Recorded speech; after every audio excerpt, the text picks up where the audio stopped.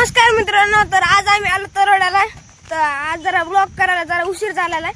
तर आम्ही इथे जरा थांबलेलो भेळ करायला. झाडाखाली मस्त छान वातावरण आहे.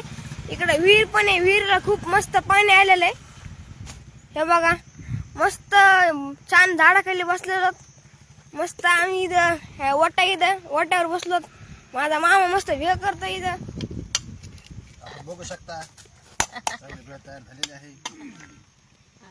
मस्त पाण्याच्या बाटल्या सगळं आम्ही घेऊन आलो. ते तिकडे डोंगर आहे, तिकडून आम्ही तिकडे देवीचं मंदिर आहे, तिकडून इकडे आलो. तिकडे आम्ही आता पाय पडायला गेलो. सध्या आलो आम्ही इकडं. हे बघा, श्रेयसने त्यांनी तिथून जत्रातून दुर्बीण ते घेतली, ते बघत तिथून त्याच्यातून.